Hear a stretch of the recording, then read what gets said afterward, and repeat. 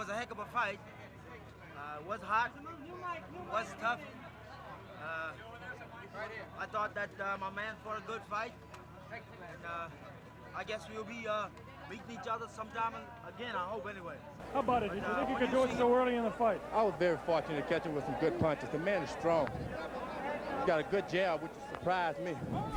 Welcome back to the channel. In this episode, we will take a look into the all-time greatest beatdown in boxing history and one of the most unforgettable clashes the world has ever seen, the Sunshine Showdown in Kingston, Jamaica, between the two titans of the heavyweight boxing world, George Foreman and Joe Frazier. If you enjoyed the video, feel free to like and subscribe. In 1971, Smokin' Joe Frazier set the world in a frenzy after one of the great heroic victories in boxing, when the then 26-0 Frazier toppled the 31-0 legendary icon, Muhammad Ali. Frazier was an old-school brawler, one that would decimate opponent after opponent, and on March 8, 1971, the ferocious Frazier would destroy yet another opponent, this time Muhammad Ali finding himself at the end of a classic Smokin' Joe demolition. Amazing that Frazier can stand up under that battering.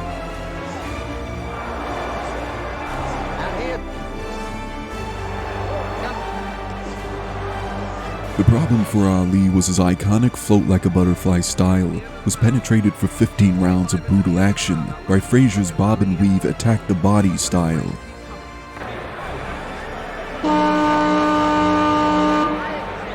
Now we're getting ready for... However, despite slipping many of Ali's punches with constant upper body movement, Joe took a lot of punishment, even in the rounds he clearly won. Because of his smaller stature and shorter reach, he was forced to take 2 or 3 punches for every blow he landed, and few men have ever paid a price as high for victory as Joe did that night. It has got to be maybe the most torrid heavyweight championship fight. Frazier is in there. There we are. Here we are with the slow ones. Look at Ali go. Look at him go. Look at him. It's with some beautiful combinations then. There was a peculiar thing happened there when Joe looked to his corner as though something was wrong, and the referee waved them on.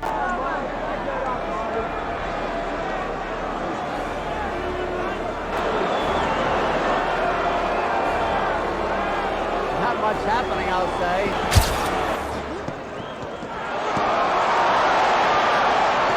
We're seeing an instant replay. We're seeing an instant replay.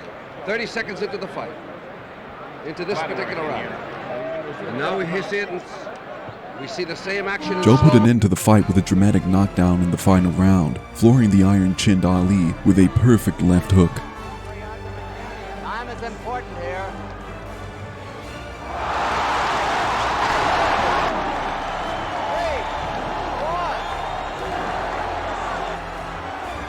Smartly goes for the body.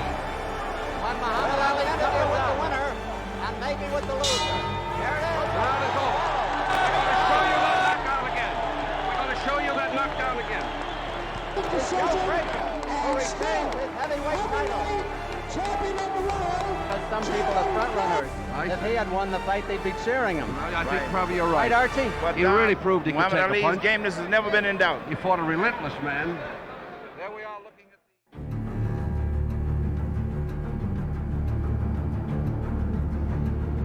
And so Joe Frazier was the hottest name in the heavyweight division in 1973, holding all of the major boxing belts, coming off 3 victories against the legendary Muhammad Ali, Terry Daniels, and Ron Stander.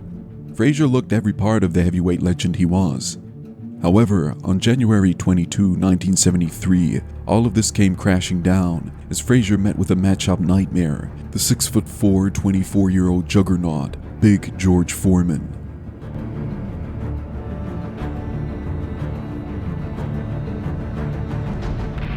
I'm very happy that the fight is coming off because one particular reason, I feel like you need people like George and myself in the fighting game every day, because fighting is a sport and it's not a politician thing, and it's not a thing to be rapping off and talking about it. First of all, you're going to have to get out there and prove yourself and do the job real well. I feel like this is going to be a real good fight, and We don't have to sit here and rap about it and go through a bunch of strange commotion, because George's not that type of guy, and I'm not that type of guy.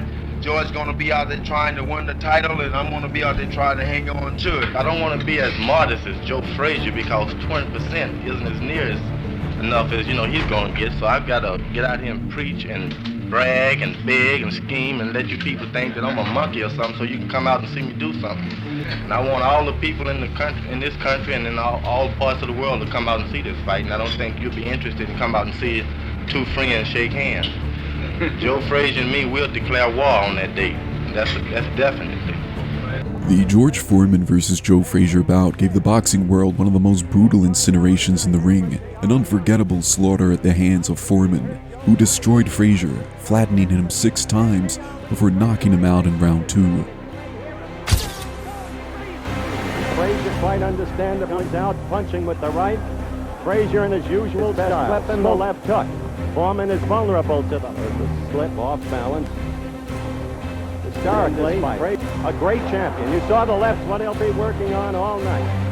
Joe steadily use that left hook. Oh, Foreman connected, as you saw. He's a big, strong boy.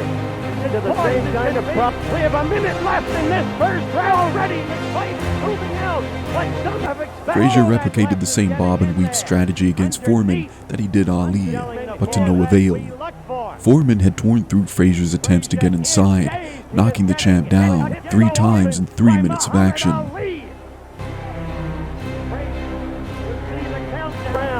Foreman has not panicked. Foreman is going about his job. Foreman is all over Joe. He's down again and rising. He is game. He doesn't know where he is. The first round of Joe Frazier. The final barrage was possibly the most ferocious of all. It was nothing more than target practice with arms on a heavy bag, with the champion backed up against the ropes, ducking and diving to no avail.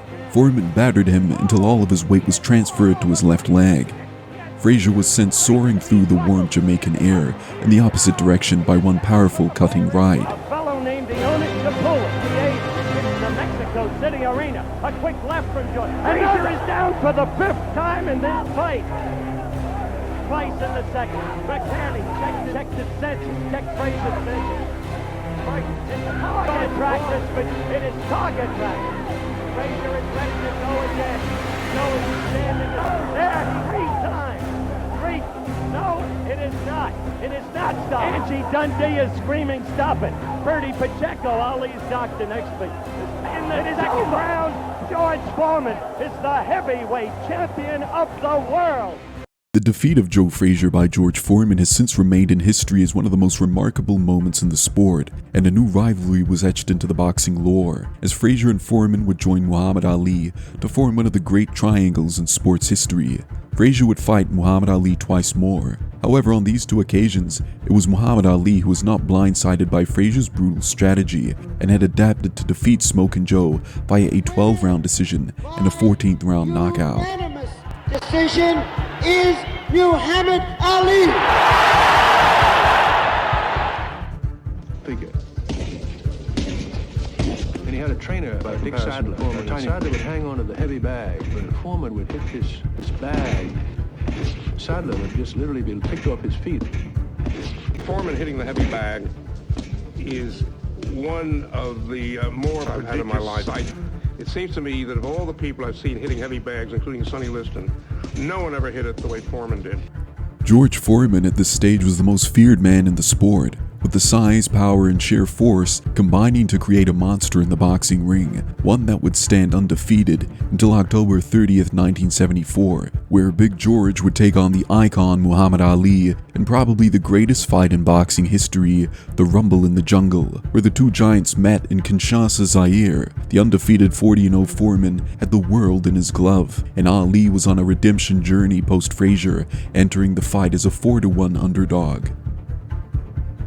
Now as they stare, Muhammad Ali beginning to talk to the great eye of George Foreman, the straight left jab, and usually slow with his hands. Look at this now. All of a sudden push Ali off and set him up. This is the right. Foreman's round all the way. Ali, this is a cruising round for him. Mark that out. Foreman. A minute left in round 6. continues to come in on Ali. He wants Ali bad. It's just a matter of trying to set him up. Heavy right hand taken on the left side of the cheek by Ali. Two, maybe three punches taken on the glove. That one slipped by the left ear. Tries to go with that right uppercut now. Sneaky right hand. Tactic of Ali. Another sneaky right hand. This time he works over the shoulder of Foreman.